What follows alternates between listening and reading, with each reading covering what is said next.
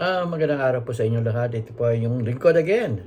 Si Freddy in YouTube at Pilipino sa America Vlog in YouTube channel. And if you haven't subscribed yet, please do subscribe by clicking the red button below.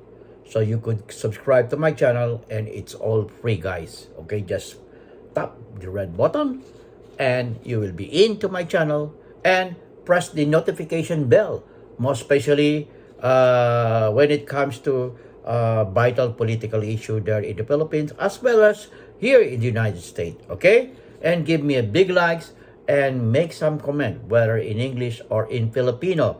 Okay, and share this video to your friends and benefactors in family circle where you are in right now, in your community or barangay, most especially there in the Philippines. Okay, now ang topic ko po ngayong araw na ito ay ang aking source ay ang Time Magazine. Okay? Ito po ay pawang katotohanan. Hindi po katulad kay Maharlika na samot-samot na wala namang pinagbabasihan at puro chismis lang. Okay? Ngayon, punta tayo kay Pastor Kibuloy. Okay? Pastor Apollo C. Kibuloy of Kingdom of Jesus Christ. Naku, nakakaya naman. Ginamit pa. Sabi niya, appointed son of God. Wow! Paano yung nangyari yun? Okay? Eto na. Hide and seek na tayo, pastor. Okay? Lumabas na uli. Paulit-ulit na nilabas ng FBI na you have a warrant of arrest. Okay? Warrant of arrest. And the PNP and FBI will start looking for you now. Okay? Alam naman nyo kung gaano kalakas ang FBI diyan sa Pilipinas at hindi ka pwedeng magtago. Para kang daga. Pastor Apollo C. Kibuloy, magtago ka na sa palda ng nanay mo. Okay? Wala ka ng lusot. Yung mga ginawa mong kalokohan, mga krimen na ginawa mo diyan sa Pilipinas, ganun din ang ginawa mo rito sa Amerika. Okay? Sino ka ba talaga? Pastor Apollo Kibuloy. Sinasabi mo, you're appointed son of God. Wala sa Bible yan. Puro kasinungalingan yan na ginagawa mo. Okay? Sino ka ba? Ikaw ay leader ng mega church and you are known for your close friendship with former President Rodrigo Roa Duterte. Right? Okay. You are accused of human rights abuses, including a pattern of rape of girls as young as 11 years old here in America. Isipin mo, ni-rape mo, 11 years old, dito sa Amerika. Dito ka paggagawa ng krimen, naku, hindi nakukuha na kahit kaibigan mo pa at matalik na kaibigan mo, si dating Presidente Rodrigo Roa Duterte, walang sinabi yan. Pag dito sa Amerika kakagawa ng krimen, 11 years old, baka sabihin mo na pinuubaya niya. Wag kang magsisi na minors yan. Minor, okay? Okay. At ang Senate at ang House of Representatives dyan sa Pilipinas ay nag-issue na sa iyo ng subpoena for you to appear in their investigation on the allegations against you. Kailangan sagutin mo yan in aid of legislation. Ngayon, pag hindi ka dumating sa Martes, you will be issue also a warrant of arrest. Meron na, ang warrant of arrest ay nasa FBI na at inulit-uli ng FBI at ng US Embassy that you will face justice very soon. At you have 40 cases here in America. Just imagine 40 cases. How about there in the Philippines? Naku, baka paanong gagawin mo? Baka kumuha ka na ng lubid. Diyan sa kinalalagyan mo sa Davao. Wala na. Wala ka nang pupuntahan. Kahit siya ka magtago. Ay, nakikita ka ng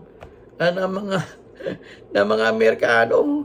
Wala ka ng pagtataguan. No way. Kahit anong ang gawin mo. Pag ang Amerika ang kalaban mo, kahit siya ka magtago, kahit sa ilalim pa ng lupa, makikita ka. Okay. Kaya ikaw ay Pastor Apollo Quiboloy, wag mo sabihin na ubod ka ng lakas at ipinagtatanggol ka ni Senator Tolentino at si Senator Robin Hood Padilla. At ibang mga senador dyan sa Pilipinas na si Amy Marcos pinagtatanggol ka rin. Amy, nakakahiya ka. Kapatid mo pa naman ay presidente. Okay? Nakakahiya ka. Hindi ka pwedeng maging tawagin Marcos. Kayo ba mga solid noon? Iboboto pa nyo itong sa Senator Amy Marcos next 2025 election for Senator?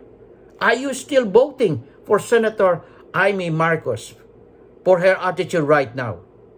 Okay? Okay. So, at ang balita ko, Pastor Apollo Quiboloy, you are aiming to run for Senator together with other recyclist candidate. Sino ba mga recyclist candidate? Yung mga kaibigan ni Maharlika na frustrated na hindi napasama sa kabinete ng ating Pangulong Bongbong Marcos Jr. for their qualification. Hindi nila meet yung qualification. At the same time, yung some abuses while they are a cabinet member of the president. At ngayon ay nagiging part sila ng tumutulig sa presidente. Gagawa-gawa ka ng krimen, diyan mismo, nung ikaw ay nasa Malacanang at ngayon ay lalaban ka. At yung isa ay dating press secretary ni Rodrigo Roa Duterte na ngayon, laban ang laban sa administrasyon. Ngayon yung kanyang asawa, natanggal board member ng Pag-ibig. Kaya ganyan, sobrang galit. Okay? So, yan o, ang latest development at Pastor, sumuko ka na. Sumuko ka na, wala ka nang magagawa kahit siya ka magtago. Sabihin mo, meron kang armas, lalabang ka. Sige, subukan mo. Kaya ba bang Amerika? Kaya mo ba ang PNP? Nangako na nga si PNP Chief Acorda na isa-serve nila ang warrant of arrest sa'yo.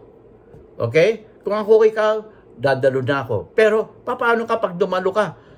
Lalabas ka pala ng bahay, nandiyan ang FBI sa'yo. Hindi mo alam, nandiyan na pala ang FBI.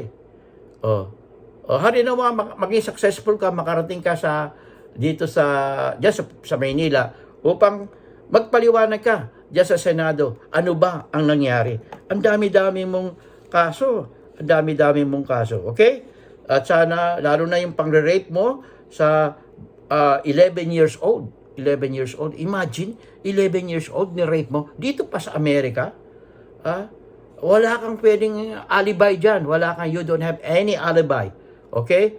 You could explain to the U.S. court here, and I don't think that you could win them all. Okay? Kahit sandusena pa, o 20 o 30 abogado pa kunin mo dito, mahihirapan ka ipanalo yan. Okay? In God we trust, never hold your peace. I'll see you in my next vlog.